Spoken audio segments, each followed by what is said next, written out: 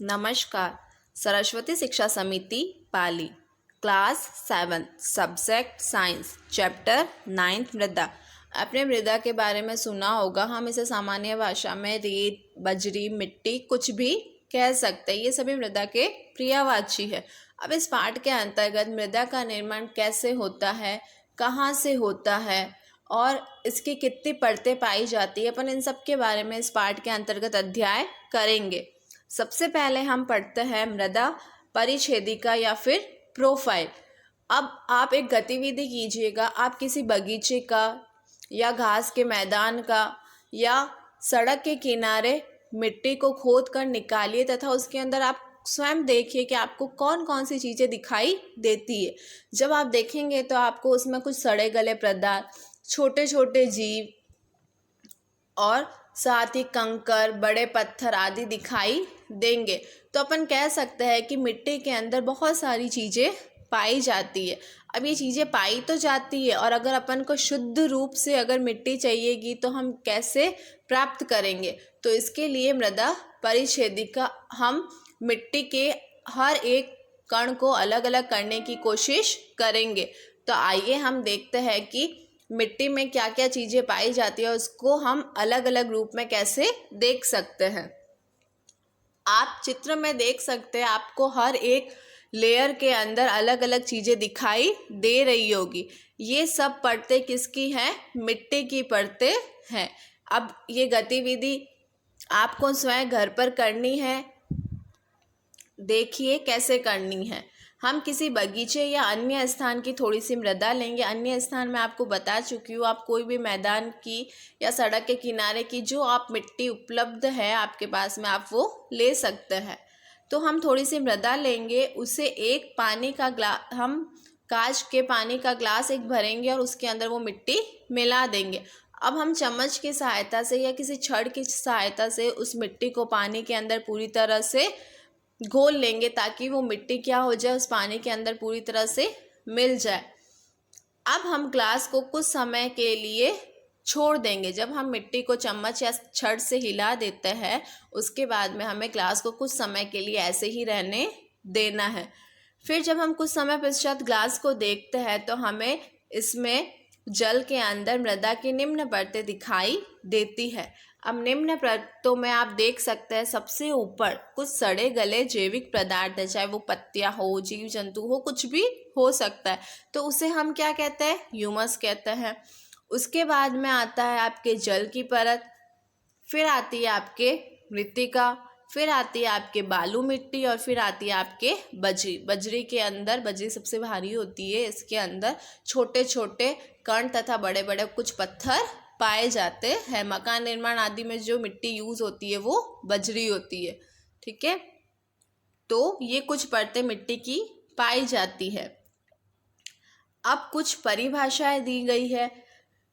मृदा में उपस्थित सड़े गले जैविक पदार्थ क्या कहलाते हैं? ह्यूमस कहलाते हैं। मैं आपको बता चुकी हूँ, जो मृदा में सड़े गले पदार्थ, जो पत्तियाँ होती है सूखी, जो पेड़ों से चढ़कर नीचे गिर जाती है, या जो छोटे छोटे जीव मिट्टी के अंदर रहते हैं वो मर जाते हैं, या जो भी कुछ है, तो वो क्या कहलाएंगे? ह्यूमस कहलाते हैं। आगे चलते हैं। जलवायु की क्रिया से चट्टानों के टूटने से मृदा का निर्माण होता है। ये प्रक्रम अपक्षय कहलाता है। अब मिट्टी का निर्माण होता कैसे है?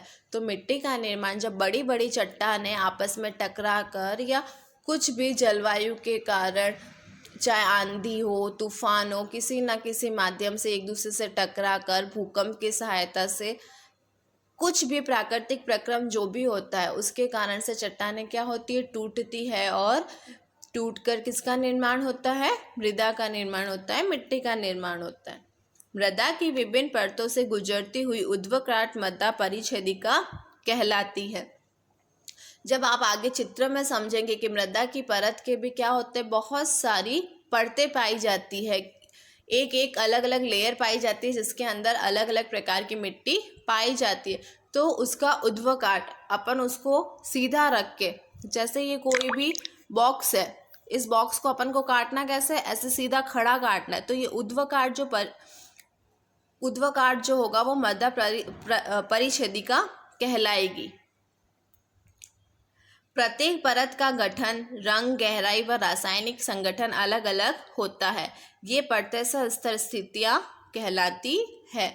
जब हम मृदा का परिच्छेद करेंगे, मतलब उसको अलग अलग लेयर में देखेंगे, तो ये सारी, तो उन सभी परतों का क्या होता है, जो भी गठन है, रासायनिक घटक है, केमिकल जो भी फॉर्म्स है, रासायनिक चीज़ें, उसका रंग है, उसकी गहराई है कि कौन कितनी गहराई तक पाई जाती है, वो सब क्या होती है, भिन्न भिन्न होती है।